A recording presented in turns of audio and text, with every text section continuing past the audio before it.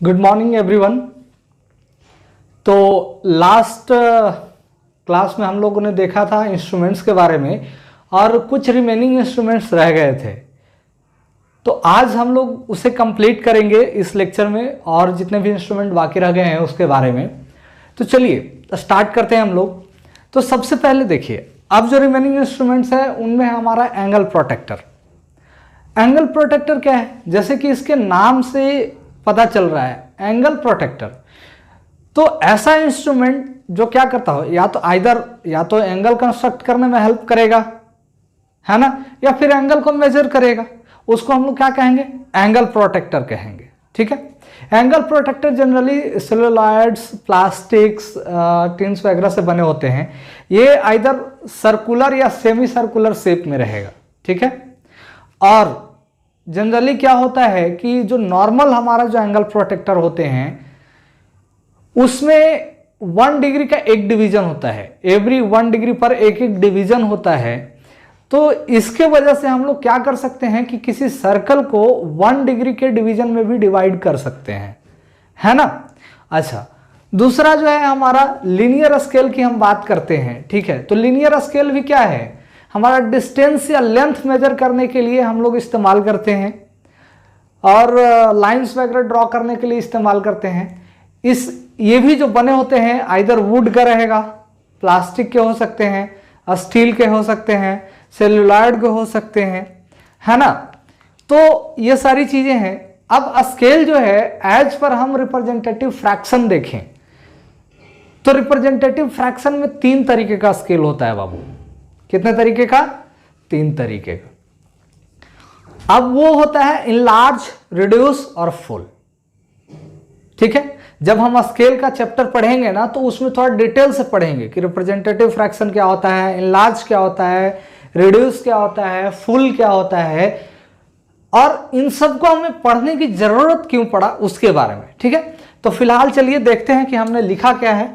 कहता है कि a flat circular or semi-circular instrument which is used to measure or constructing angle that can't be possible with set square, है ना।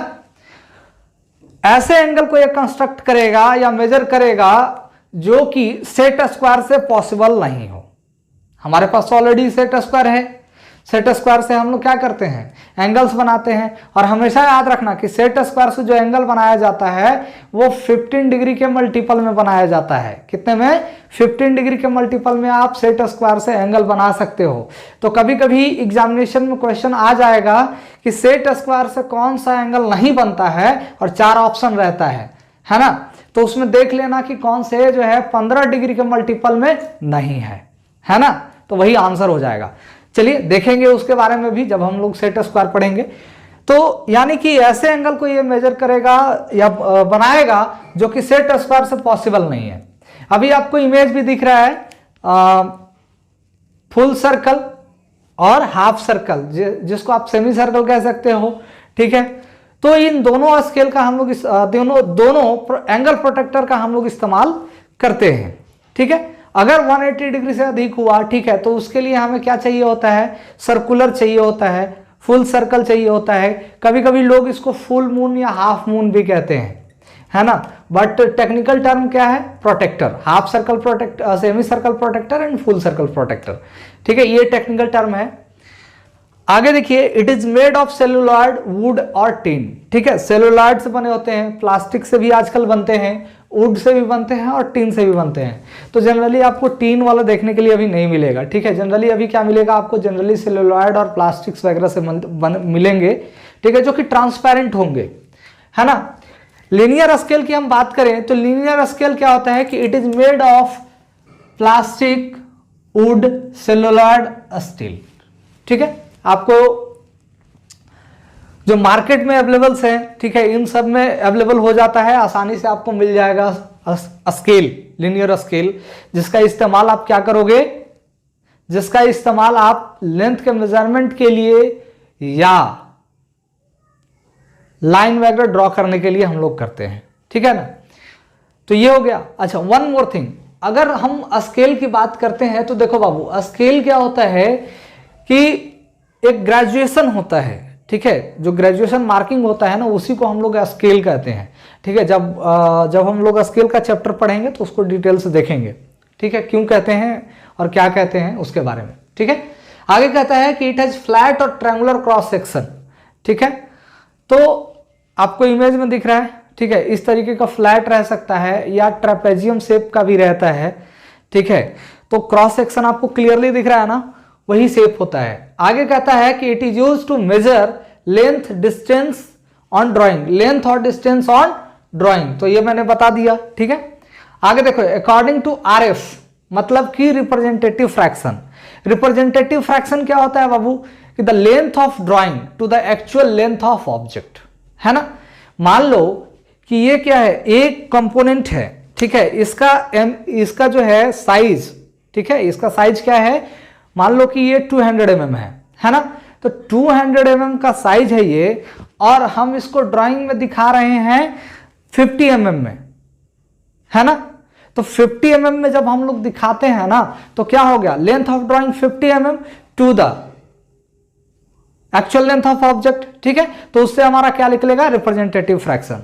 तो ये भी जब हम स्केल पढ़ेंगे तो इसके बारे में डिटेल से देखेंगे कि in large scale, reduce scale और फुल स्केल, ठीक है।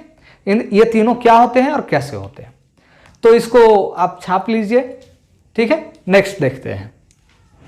ओके बाबू, अब क्लिनोग्राफ है, ठीक है। इमेज में आपको क्लिनोग्राफ दिख रहा होगा।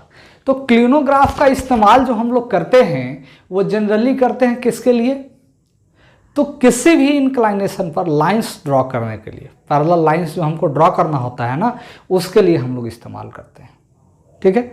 और ये क्या है, एक प्रकार का एडजस्टेबल सेट स्क्वायर है। क्या है, एडजस्टेबल सेट स्क्वायर है, ठीक। कंपास की हम बात करें तो किसी भी सर्कल या आर्क को ड्रॉ करने के लिए इस्तेमाल करते हैं। और इरेजर क्या है, जैसे कुछ मिस्टेक्स हो जाते हैं तो उससे पेंसिल से जो हम लोग लिखते हैं ना, उसको मिटाने के लिए इस्तेमाल करते हैं, ठीक है। तो देख लीजिएगा एक बार, देखिए clinograph, it is adjustable set square. क्या है, जस्ट एडजस्टेबल सेट स्क्वायर है, ठीक। और क्या है, it is use to draw, यहां पे ड्रॉ लिख लीजिएगा, ड्रॉ छूट गया है, ठीक है। Draw parallel lines at any angle और एनी इंक्लाइनेशन, किसी भी इंक्लाइनेशन पर आप पैरेलल लाइंस इससे ड्रॉ कर सकते हैं, ठीक है, जैसा कि अभी आपको इमेज में दिख भी रहा है, ठीक। उसके बाद कहता है कि इट हैज 3 साइड्स, ठीक है, 3 साइड है, जिसमें in which 2 sides are fixed at 90 degree, दिख रहा है इमेज में। उसके 2 साइड जो है 90 डिग्री पे फिक्स है, और तीसरा साइड क्या है, एडजस्टेबल है। तो यहां पर भी मैंने वही लिखा है कि third side are adjustable. Clear है, इमेज से क्लियर हो पा रहा है। उसके बाद कहता है कंपास के लिए, देखिए it is use to draw arc और सर्कल, है ना। क्या है, ड्रॉ आर्क और सर्कल। अब देखो बाबू, जनरली क्या होता है, कंपास हम लोग 150 mm तक का इन जनरल बना पाते हैं, सर्कल 150 mm डायमीटर तक का, है ना। लेकिन अगर उससे भी बड़ा हमको बनाना हो तो क्या होता है कि हम लोग ऐसे कंपास का यूज करते हैं, ठीक है, जो उसमें क्या हो कि उसमें हम लोग लेंथनिंग बार्स का इस्तेमाल कर सकें। क्या कर सके, लेंथनिंग बार्स का इस्तेमाल कर सके। आपको वेराइटीज ऑफ कंपास दिख रहा है, ठीक है, स्मॉल बो कंपास, लॉन्ग बो कंपास, ठीक है, लार्जर कंपास। तो उसमें क्या करते हैं कि हम लोग एक एक्सटेंशन लगाते हैं और उस एक्सटेंशन के थ्रू, लेंथनिंग बार के थ्रू हम लोग उसका लेंथ बढ़ा देते हैं, और जिससे क्या होता है कि हमारा जो है उसकी कैपेसिटी बढ़ जाती है कि वो ज़्यादा बहुत बड़ा, ठीक है, जितना बड़ा हम लोग बना सकते हैं वो बना पाएंगे उस पर, ठीक है। बट उसका भी एक लिमिटेशन होता है कि आपका लेंथनिंग बार जिस लेंथ का है, ठीक है, और प्लस पहले से आप ड्रॉ कर पा रहे हैं उतना, ठीक है, उतना ही आप ड्रॉ कर पाएंगे, उससे ज़्यादा ड्रॉ नहीं कर पाएंगे। उसके बाद आपका इरेजर है। अच्छा हाँ, वन मोर थिंग, इसमें कंपास जो जनरली बनता है वो प्लास्टिक्स, स्टील्स वगैरह का बनता है, ठीक है। और इरेजर क्या है कि एक सॉफ्ट ग्रेड का रबर होता है। क्या होता है, इंडिया में पाए जाने वाले सॉफ्ट ग्रेड के रबर होते हैं, वही इरेजर का काम करता है। और इसका इस्तेमाल हम लोग क्या इसको करते हैं, कंस्ट्रक्शन और राइटिंग्स वगैरह को मिटाने के लिए करते हैं, ठीक है। तो इसको लिख लीजिए। अब बात करते हैं फ्रेंच कर्व का, ठीक है। तो अभी आपको इमेज में दिख रहा है तो फ्रेंच कर्व का जो जनरली निर्माण हुआ था बाबू, वो ऐसे कर्व्स या ऐसे आर्क्स बनाने के लिए किए गए थे जो कि कंपास के द्वारा संभव ना हो। वैसे कर्व जिसको हम कंपास के द्वारा नहीं बना सकते हैं उसको हम फ्रेंच कर्व के द्वारा बना सकते हैं। अब फ्रेंच कर्व में क्या होता है कि देख रहे हो, इसके जो डिफरेंट कर्व्स होते हैं उसके हाफ पार्ट ही बनाए जाते हैं, है ना। जैसे देखो इन सारे फ्रेंच को देखोगे ध्यान से तो देखो, इस लाइन से ऊपर हाफ पार्ट है, इस लाइन से नीचे हाफ पार्ट है, तो ये डिफरेंट कर्व है ना। और क्या है कि ये सेल्यूलोइड प्लास्टिक्स वगैरह का बना होता है जो कि ट्रांसपेरेंट होता है। और जनरली इंस्ट्रूमेंट्स जैसे कि आपका सेट स्क्वायर हो गया, फ्रेंच कर्व हो गया, या आपका एंगल प्रोटेक्टर हो गया, वो सब ट्रांसपेरेंट मटेरियल से ही बनाए जाते हैं, है ना। तो चलिए देखते हैं इसके बारे में थोड़ा सा। कहता है कि it is made of celluloid, would and plastic etcetera. ठीक है, तो ऑलमोस्ट इंस्ट्रूमेंट्स जो हैं वो इन्हीं तीन मटेरियल से ज़्यादातर बनाए जाते हैं। ठीक है, they are available in the various shape. ठीक है, जैसा कि आपको इमेज में दिख रहा है वो बहुत ही डिफरेंट शेप्स में रहते हैं। It is use to draw curves which can't be drawn with compass. मैंने अभी आपको बताया कि जो कंपास के द्वारा नहीं ड्रॉ कर सकते हैं उसको हम लोग फ्रेंच कर्व के द्वारा ड्रॉ करते हैं। ठीक है, अब आगे देखते हैं अपना सेट स्क्वायर। तो देखो बाबू, सेट स्क्वायर आपको इमेज में भी दिख रहा है और बोर्ड पर भी बना हुआ है, दोनों है। तो सेट स्क्वायर भी क्या होता है, वही वुड सेल्यूलॉइड्स वगैरह के बने होते हैं, टिन्स के, प्लास्टिक्स के बने होते हैं। ठीक है, और जनरली ट्रांसपेरेंट बनाए जाते हैं, है ना। तो इसमें देखोगे अब सेट स्क्वायर में क्या होता है कि दो ट्रायंगल्स होते हैं। तो इससे ऑब्जेक्टिव क्वेश्चन पूछ लेता है अक्सर क्या कि सेट स्क्वायर होते हैं किस शेप में, सर्कल में, स्क्वायर में, ट्रायंगल में, और नन ऑफ दिस। तो बच्चे कंफ्यूज कर जाते हैं कि सर सेट स्क्वायर लिखा हुआ है तो वो स्क्वायर शेप में होगा। नहीं, सेट स्क्वायर दो ट्रायंगल शेप में होता है। और दो सिमिलर ट्रायंगल को बनाओगे तो क्या होगा, अगर हम इसको ले लें, ठीक है, तो इसको अगर लेते हैं तब यह स्क्वायर बनेगा। क्लियर है। तो हमेशा याद रखना कि ऐसा गलती नहीं करना है, पहला बात। दूसरा, इससे क्वेश्चन क्या पूछे जाते हैं कि ये कितने डिग्री के मल्टीपल में बनते हैं, इसे एंगल बना सकते हैं। तो 15 डिग्री के मल्टीपल में हमेशा याद रखना कितने डिग्री, जैसे 15 बना सकते हो 30, 45, 60, 75, 90, 105, 120, 135, 150, ऐसे, है ना। इनके अलावा अगर कोई और अदर ऑप्शन में है तो वो एंगल नहीं बनेगा। और जनरली क्वेश्चन पूछा जाता है कैसे कि the which of the following angle is not made by set square. हम नीचे ऑप्शन 3 को रहेगा ऐसा जो कि 15 डिग्री के मल्टीपल में होगा, एक ऐसा होगा जो 15 डिग्री के मल्टीपल में नहीं होगा और वो नहीं बनता है। क्लियर है। तो समझ में आ रहा है ऑब्जेक्टिव कैसे बनाना है। चलो देखोगे, these are made of wood, plastic, tin और सेल्यूलॉइड। ठीक है, इससे बने होते हैं। इसमें दो ट्रायंगल होता है। ठीक है, दो ट्रायंगल क्या होगा, जिसमें समद्विबाहु, जिसकी दो भुजाएं बराबर होंगे, यानी कि 45 डिग्री का एक होगा और 200 mm इसका होता है इन जनरल। बड़ा साइज का लोगे तो बड़ा भी मिल जाएगा, ठीक है, स्मॉलर लोगे तो स्मॉलर भी मिल जाएगा, है ना। आगे देखोगे उसके बाद आता है कि 160 डिग्री रहेगा और वन क्या रहेगा, 30 डिग्री रहेगा। ठीक है, इसमें क्या होता है कि 250 mm होता है। ठीक, अब इसका जो यूज करते हैं तो उसका यूज क्या है बाबू, सबसे पहले तो कि इससे आप किसी भी एंगल पे पैरेलल लाइंस ड्रॉ कर सकते हो, पहला। दूसरा, 15 डिग्री के मल्टीपल में उस इंक्लाइनेशन पर आप लाइन ड्रॉ कर सकते हो। ठीक है, तीसरा क्या है कि किसी भी सर्कल को आप इक्वल पार्ट्स में डिवाइड कर सकते हो, जैसे 6 पार्ट में डिवाइड कर सकते हो सर्कल को, 8 में, 12 में और 24 में। ये याद रखना, 6, 8, 12, 24 इक्वल डिवीजन हम लोग कर सकते हैं। और वो इसीलिए कर सकते हैं क्योंकि इनके करने के बाद जो एंगल आएगा वो 15 के मल्टीपल में आएगा। अगर वो एंगल 15 के मल्टीपल में नहीं आता है, ठीक है, तो वो समझ लेना वो डिवीजन नहीं होगा। तो ऑब्जेक्टिव में ये भी पूछ सकता है कि ये 3 ऑप्शन दे देगा, चौथा ऑप्शन कुछ और दे देगा और कहेगा कि इनमें से कौन ऐसा है जो सेट स्क्वायर जो है वो सर्कल को इक्वल पार्ट्स में डिवाइड नहीं कर सकता है। ठीक है, तो मान लो कि 6, 8, 12 दिया हुआ है, अगला 18 दिया हुआ है, तो आंसर क्या हो जाएगा, 18 हो जाएगा। ठीक है, ये हो गया, पैरेलल लाइन ड्रॉ कर सकते हो, सर्कल को डिवाइड कर सकते हो, किसी भी एंगल इस एंगल बना सकते हो। तो ये सब जो है हमारा इस्तेमाल होता है किसका, सेट स्क्वायर का। ठीक है, तो इसको छाप लीजिए। अब आपको मिनी ड्राफ्टर का इमेज दिख रहा है। मिनी ड्राफ्टर में क्या है, उसके आर्म्स हैं, ठीक है, वन साइड क्या है, क्लैंप है जो कि टेबल पर माउंटिंग के लिए काम में आता है, और अदर एंड में क्या है, तो अदर एंड में जो है वो प्रोटेक्टर हेड है। क्या है, प्रोटेक्टर हेड है जो प्रोटेक्टर मार्किंग किया हुआ है, और उससे दो ब्लेड अटैच है जिस पर लिनियर स्केल मार्किंग होता है। ठीक है, क्या होता है, लिनियर स्केल बने होते हैं, और ये ब्लेड दोनों क्या होता है, एक दूसरे के 90 डिग्री पर होता है। क्या होता है, 90 डिग्री पर होता है। अब इसमें जो फंक्शंस है क्या है कि ये सेट स्क्वायर, प्रोटेक्टर और टी स्क्वायर सबका एक तरीके का कॉम्बिनेशन है। तो सिंपल सी बात है, सबका काम करेगा। तो सबका काम करेगा तो क्या करेगा, ये किसी भी एंगल पर लाइन ड्रॉ कर सकता है, पैरेलल लाइन ड्रॉ कर सकता है, हॉरिजॉन्टल लाइन ड्रॉ कर सकता है, वर्टिकल लाइन ड्रॉ कर सकता है ना। तो इन सब के लिए हम लोग किसका इस्तेमाल करते हैं, मिनी ड्राफ्टर का। और ये क्या होता है, आसान होता है, क्योंकि आपने एक साइड में क्या किया, फिक्स कर दिया इसको। तो जैसे ही आप फिक्स कर देते हैं तो क्या हो जाता है, वो फिक्स हो गया।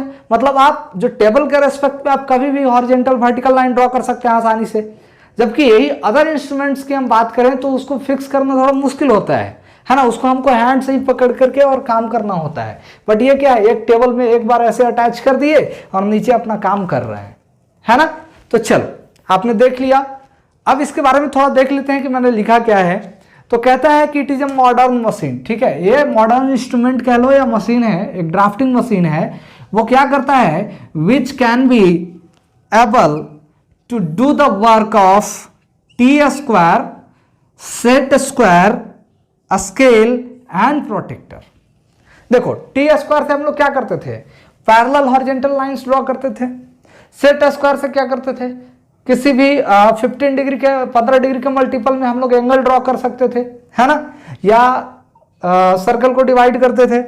अच्छा, स्केल से क्या करते हैं, मेजरमेंट्स करते हैं, तो उसके ब्लेड में भी लीनियर स्केल लगे होते हैं, है ना। प्रोटेक्टर से एंगल मेजर करते थे, तो उसका हेड जो है, जो प्रोटेक्टर हेड है, उसमें ऑलरेडी एंगल लगा रहता है। आगे कहता है कि it has clamping screw at one end. ठीक है, जैसा कि मैंने आपको इमेज में दिखाया, ठीक है, वो कैसा है, वन एंड पर क्लैंपिंग स्क्रू है। ठीक है, टू माउंट ऑन टेबल, जो टेबल पर माउंट करने के लिए है ना। देखो, अभी ये इमेज देखो, इसमें देखो तो टेबल पर माउंटेड है, ड्राइंग शीट भी लगा हुआ है, सब कुछ है ना।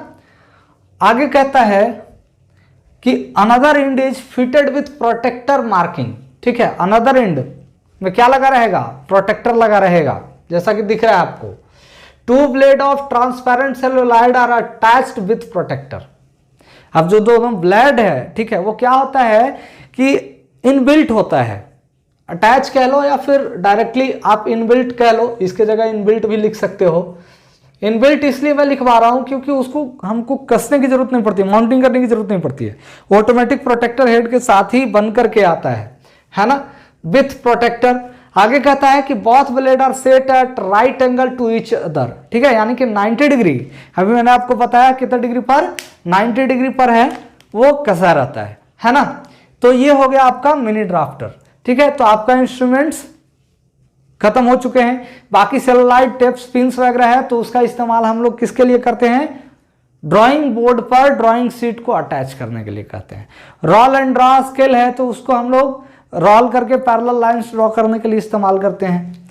ठीक है, तो आज हमारा इंस्ट्रूमेंट खत्म हो गया। अब इसको आप छाप लीजिए।